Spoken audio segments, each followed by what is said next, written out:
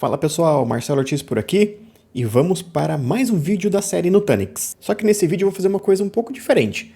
Não vou falar de nenhuma tecnologia da Nutanix em específico. O que eu vou pegar algumas questões de prova, e aí eu estou falando da certificação Nutanix Certified Professional Multi-Cloud Infrastructure, que é essa aqui, eu vou partilhar aqui o meu ecrã. É essa aqui, ó, Nutanix Certified Professional Multi-Cloud Infrastructure na versão 6.5. Beleza? Então vou pegar algumas questões e vamos responder, vamos entender como raciocinar, como pensar no momento da resposta dessas questões. E aí, conforme eu vou falando das questões, a gente vai vendo as respostas e a gente também vai revendo algum conteúdo aí da tecnologia Nutanix. Beleza? Então vamos lá. Eu vou responder aqui, eu acho que são 5 questões que foram separadas, eu não sei quais são. Então a gente vai ser pego de surpresa aqui também. Eu não sei quais são as questões, mas são 5 questões que eu vou responder aqui nesse vídeo. E se você gostar desse tipo de vídeo mais voltado para a certificação, coloca aí nos comentários e dá o joinha também, que eu vou entender que vocês gostaram. Aí eu produzo um pouco mais de vídeos sobre essa certificação da Nutanix. Então vamos lá, eu vou pegar aqui as questões que foram separadas, vou partilhar aqui na tela com vocês e vamos tentar responder elas e ver como é que é o nível de dificuldade das questões para essa certificação. Bora lá.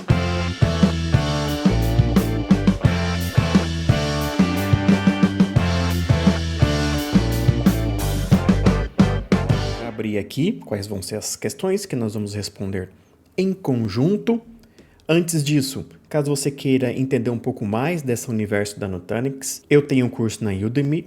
Não é um curso voltado para certificação. Eu não faço curso voltado para certificação. Eu faço um curso voltado para conhecer e entender da tecnologia. Então, com esse curso, você vai conseguir configurar e administrar um cluster de virtualização hiperconvergente da Nutanix. Então, dá uma olhada lá no Udemy. Eu vou deixar o link na descrição desse vídeo. De repente o curso pode te ajudar aí a ter mais conhecimento sobre essa tecnologia da Nutanix. Fechou? Então vamos lá entender quais são as questões. Então vamos lá para a nossa primeira questão. Eu tenho duas coisas que eu fiz aqui para a gente. Primeiro, eu deixei um quadro branco para a gente fazer alguns desenhos para conseguir explicar as questões. E também eu tenho uma instância aqui, um single node, um cluster single node da Nutanix, que a gente pode ir lá e conferir as respostas também, para ficar mais fácil de entender de repente, né? Ver na prática essa resposta. Eu pensei na seguinte dinâmica, eu vou ler a questão, na prova é em inglês, tá? Mas aqui está em português, para ficar mais fácil de todo mundo entender. Vou ler a questão, aí vocês pausam o vídeo, vou falar pause o vídeo, vocês escolhem qual é a resposta, em seguida a gente vai analisar as respostas, tá bem? Então bora lá para a primeira questão, que é: um administrador quer configurar uma subnet com uma VLAN default. Qual configuração que o administrador deve fazer? As opções é VLAN 0, VLAN 1, VLAN 6 e VLAN 7. Então pausa um vídeo e escolha a sua resposta. O que ele está falando aqui? Então a gente está falando das subnets.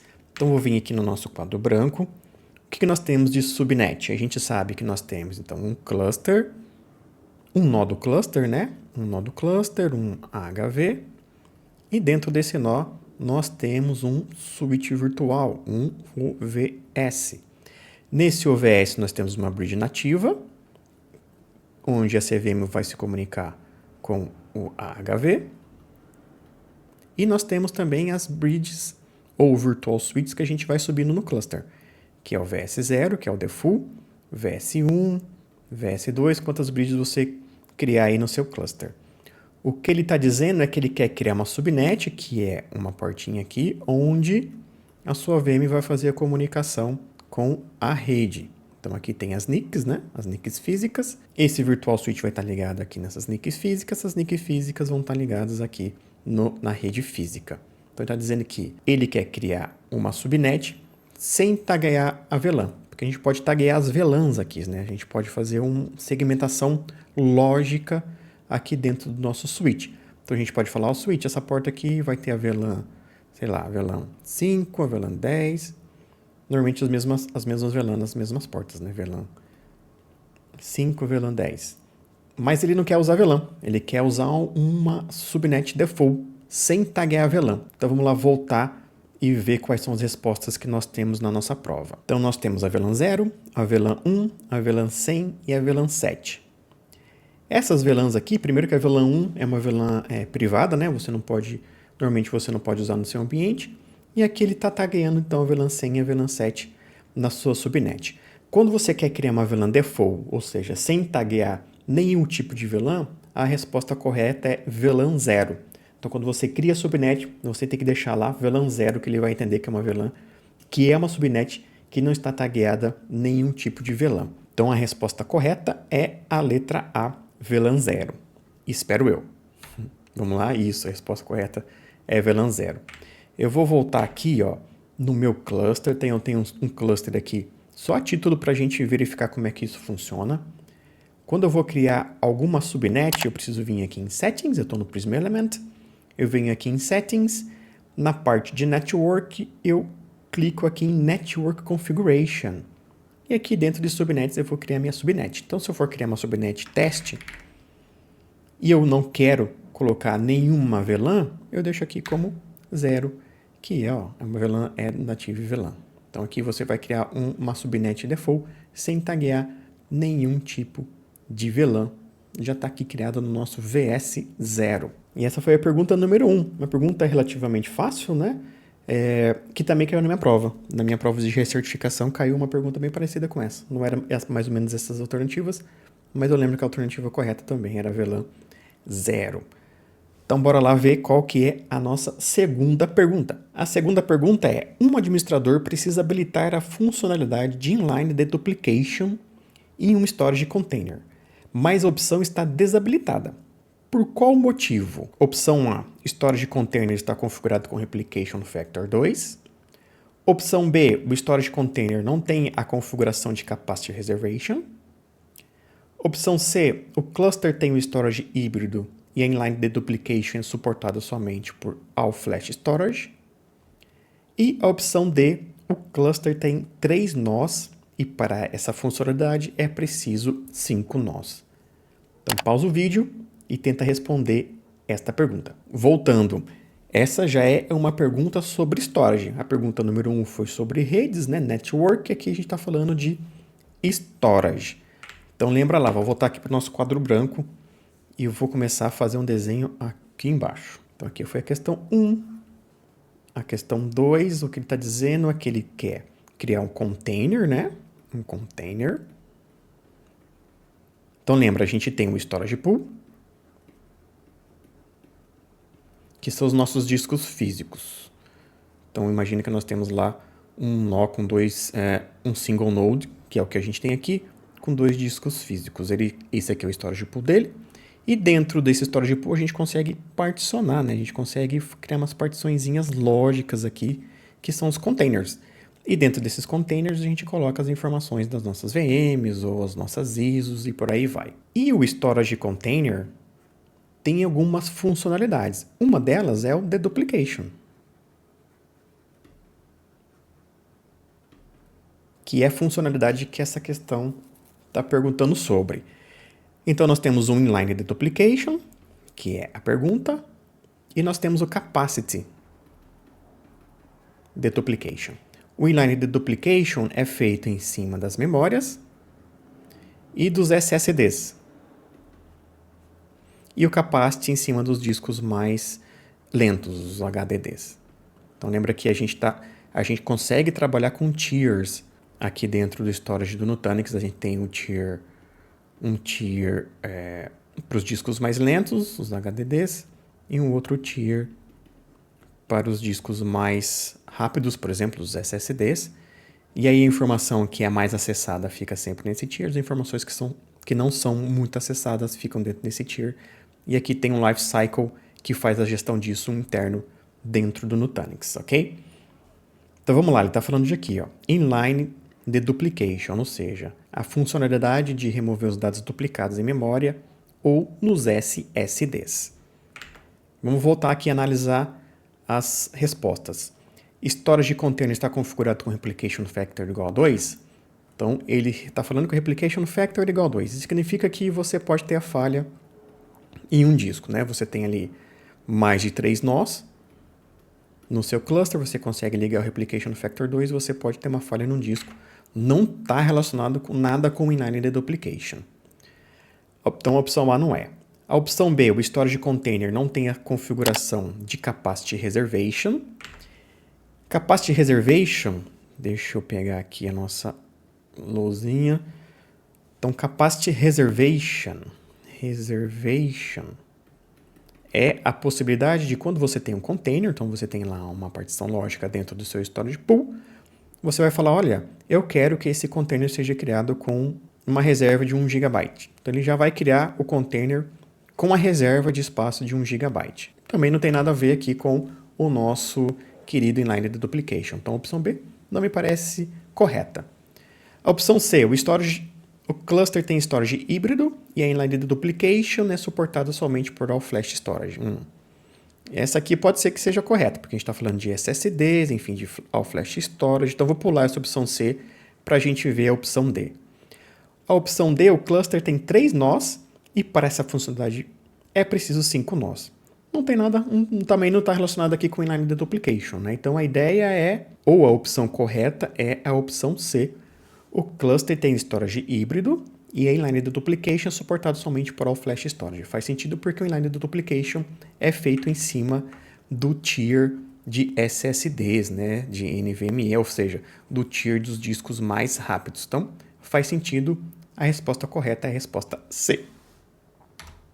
E é isso, está correta a resposta C. Então, já vimos uma pergunta sobre network, outra pergunta sobre storage. E já fizemos aqui uma revisãozinha nesses 2 elementos. Bora lá ver qual que então é a próxima pergunta, pergunta número 3, que é: qual componente é possível associar uma storage policy? As respostas é letra A, subnet, letra B, VM, letra C, storage pool ou letra D, nós do cluster. Então, pausa o vídeo e tente responder essa questão. Voltando, essa questão aqui não é tão difícil, né? Então vamos lá, Storage Policy. Vou voltar aqui para o nosso quadro branco. Nossa questão 3 fala sobre Storage Policy, que é a capacidade lá no Prism Central.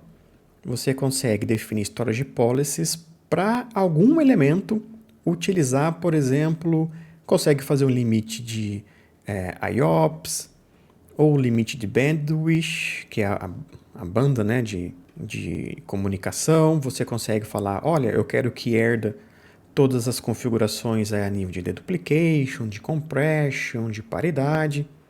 Ou não, eu não quero nada disso, eu quero um deduplication diferente, um compression diferente, a paridade diferente do que está no meu storage container.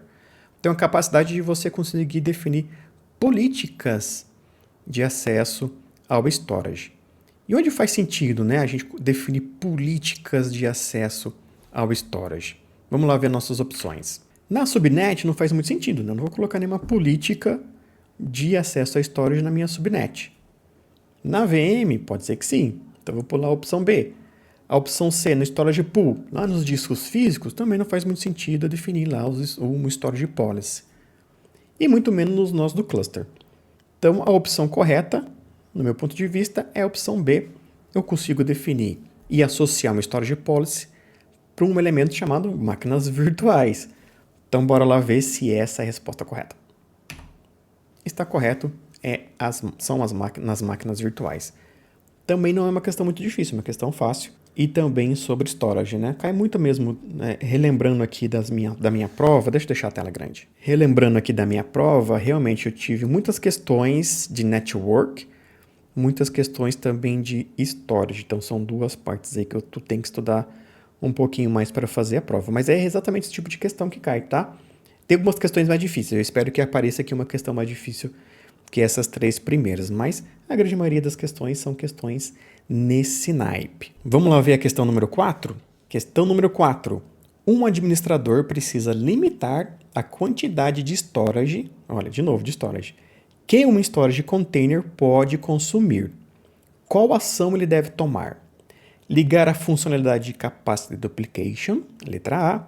A letra B, ligar a funcionalidade de reserva de Capacity. A letra C, ligar a funcionalidade de Advertised Capacity. Ou a letra D, verificar se o cluster está com redundance factor igual a 2. Pausem aí o vídeo e tentem responder essa questão. Voltando, vamos tentar então entender o que é cada um desses itens, que vai ficar mais fácil de responder essa questão. Então bora lá para o quadro branco. Vou jogar esse aqui para baixo e vamos lá então responder a nossa questão número 4. Então, opção A, ligar a funcionalidade de Capacity Deduplication. Capacity Deduplication, para esse cenário, né, que ele está falando que, olha, eu quero construir uma storage container que tem um limite, ele pode consumir até um determinado limite da minha capacidade de storage. A Capacity Deduplication é aquela capacidade de você eliminar, né, as coisas duplicadas aí no seu storage. Então, a letra A não me parece correto. Então, ligar o Capacity Deduplication, que é você fazer o deduplication nos seus discos, né, quando os dados já estão nos discos, diferente do inline, quando a gente viu ali em cima, né, o inline é na memória, no SSD, antes de gravar em disco. O capacity duplication é fazer o duplication já quando os seus dados já estão em repouso no seu storage. Então ele fica em segundo plano fazendo a duplication do seu storage. Então não me parece ser a letra A. Vamos para a letra B.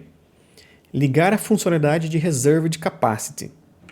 Então, Reserved Capacity, já até disse aqui para vocês, é a capacidade de você criar uma storage e pedir para que, um storage container, e pedir para que ele seja criado já com uma reserva de espaço. Então, eu quero criar já com uma reserva de 1 GB lá no meu storage pool. Também não me parece essa opção, então não ia na letra B. A letra C, ligar a funcionalidade de Advanced Capacity. Me parece ser essa a resposta. Mas antes de ver se é a C mesmo, vamos para D. Verificar se o cluster está com Redundance Factor igual a 2. Então, Redundance Factor igual a 2 significa que você pode ter uma falha, né? Ou no seu nó, ou no seu disco. Então, você tem lá 3 nós, pode ser que um dos seus nós falhe, você consiga ter a alta disponibilidade com os outros 2 nós, e a mesma coisa com o disco, né? Se um disco falhar, os outros vão assumir aí a falha desse disco. Então você não vai perder nenhum dos seus dados e muito menos nenhum das suas funcionalidades do seu cluster com um RF igual a 2. Então a letra D também não me parece estar relacionado com essa questão de colocar um limite no seu storage container. Voltando para a letra C, que é ligar a funcionalidade de Advanced Capacity. Na minha opinião, é essa, né, a resposta, porque Advanced Capacity é a possibilidade de você falar assim, olha, nesse meu storage container que eu estou criando aqui, eu quero que ele no máximo atinja 5 GB aí de espaço. Então ele vai atingir 5 GB e não vai permitir mais o crescimento disso. Então, digo que a solução é a letra C, ligar a funcionalidade de Advertised Capacity. Vamos ver. Realmente é essa a resposta. Também sobre storage e também não muito difícil, né? Tu só precisa entender o que é Capacity Duplication, o que é Reserved Capacity e o que é Redundance Factor. Pode ser que algumas pessoas confundam aqui, né, Reserved Capacity com Advertised Capacity, mas é fácil de entender e é fácil de responder essa questão também. E vamos dar uma olhada no nosso cluster para ver onde que a gente faz todas essas configurações então, de storage. Já é a terceira, né, a segunda questão de storage. Vamos lá ver no cluster onde a gente faz isso. Então voltei aqui no meu Prisma Element, eu venho aqui em Storage e aqui dentro de Storage eu tenho a opção de Table. Aqui eu tenho Storage Container, que é praticamente onde caiu todas as minhas questões. Então aqui dentro de Storage Container eu posso vir aqui em algum dos meus containers e venho aqui em Update, aqui no cantinho, ó, Update. E aqui eu consigo ver dentro de Advanced Settings essas configurações todas que a gente falou até agora. O Replication Factor é igual a 2. Tem aqui o Reserved Capacity, o Advertised Capacity, tem o Compression, tem o Duplication, tem o Erasure Coding. Então, aqui, né, tem umas coisas, né? Eu já não consigo ligar essas duas opções aqui porque eu só tenho um single node. Então, teria que ter mais nodes aqui para conseguir ligar isso. Mas é aqui que eu vejo todas essas configurações e é aqui que eu faço essas configurações, né? Se eu quiser alterar algumas configurações do meu storage container, é aqui que eu faço isso. Bora lá então ir para a nossa última questão desse vídeo. Vamos ver sobre o que é. Questão 5. Olha, é uma questão maior, né? Já tem algum cenário aqui para fazer análise. Então tem algumas questões que é assim mesmo. É um cenário que tu tem que fazer Análise. Um administrador finalizou a instalação de um novo cluster e está fazendo alguns testes de resiliência. E isso é uma boa prática, né, gente? A gente instala o cluster e faz alguns testes de resiliência, de failover e tudo mais, para ver se está tudo muito bem configurado. Um dos testes é desconectar fisicamente as NICs, ou seja, as NICs físicas lá mesmo, né? Então desconecta o cabo das suas NICs de rede, dos seus nós, de cada nó, enquanto deixa em execução o comando ping, tanto para o hypervisor quanto para uma VM guest. Quando a primeira interface de rede é desligada, o ping para o hypervisor continua respondendo, mas o ping para a VM guest deixa de responder. Ao conectar novamente a primeira interface, a resposta normaliza para a VM guest. Entendi. Ao desconectar a segunda interface, o ping responde tanto para o hypervisor quanto para a VM guest. O que pode causar esse comportamento? Então, as opções são falha no cabeamento, opção A. Opção B, este é um comportamento normal de failover de rede da solução Nutanix. Opção C, a VM guest não está configurada para nenhuma subnet. A opção D, as portas dos switches, está errado aqui, né? Switches estão configurados com diferentes VLANs. Então, vamos dar uma pausa e tentem responder aí. Então, voltando. Vamos tentar responder. Eu vou acessar lá o nosso cluster de novo e vou vir aqui na seção de Network, porque eu quero essa figurinha aqui. Vou copiar essa figura lá para o nosso quadro branco para a gente tentar responder isso, que vai ser mais fácil de entender com essa figura. Então, vou usar essa figura para responder. Então, nós temos aqui, é um nó, né? Mas a gente pode ter 1, 2, 3 nós com essa mesma configuração aqui de rede replicada aqui e replicada aqui. Então, o que ele está dizendo é que ele tem uma VM aqui, isso aqui está ligada na rede, né?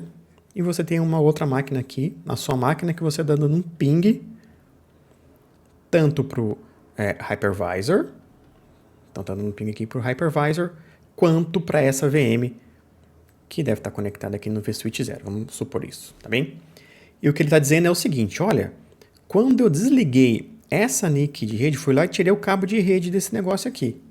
O ping que estava respondendo tanto para cá quanto para cá, continuou respondendo para cá, mas parou de responder para a VM. Quando eu desliguei essa NIC de rede aqui. Isso já me dá algumas dicas, né? Então, por exemplo, tem uma opção lá que é falha no cabo de rede. O que não pode ser, porque se eu continuo a pingar uma HV, significa que o meu cabeamento está correto. Então, por exemplo, a opção A eu já diria que não é. A opção A já joga fora. A opção B, esse comportamento normal de failover de rede de solução Nutanix. Não é normal, né? Quando você está aqui numa bound, e essa bound está aqui ativo e standby. A gente consegue ver porque aqui está tracejadinho, né? Aqui está uma linha só, uma linha contínua. Então, ativo e standby. Caso eu perca essa conectividade, e essa aqui vira ativa até essa aqui voltar. Então, esse é o comportamento normal de failover, vou começar a fazer o tráfego por aqui, e o seu ping deveria funcionar tanto para a HV, para o seu hypervisor, quanto para a sua VM. Então, a opção B também não é uma opção boa para responder essa questão, não. A opção C está dizendo a VM guest não está configurada para nenhuma subnet. Que também não faz muito sentido, né? Se eu estava pingando aqui, significa que ela tem uma subnet aqui configurada. Se quando isso aqui está ativo, né, eu consigo pingar a VM, então ela tem uma subnet configurada aqui. Não faz sentido não ter. Se não tivesse uma subnet, não ia pingar. Mas como ele faz do pressuposto que com essa interface de rede ligada eu conseguia pingar, então também não faz sentido eu não ter nenhuma configuração de rede nessa VM. Então diria que essa resposta aqui também não é correta, o que nos sobra a resposta D. As portas dos switches estão configuradas com diferentes VLAN. Então, o que ele está dizendo com essa opção é o seguinte, essa VM, nós podemos ter uma VLAN aqui configurada nela, uma VLAN 10, por exemplo. Nesta interface de rede, está configurada a VLAN 10, lá dentro do seu switch. E essa interface de rede, essa porta do switch, não tem essa VLAN configurada.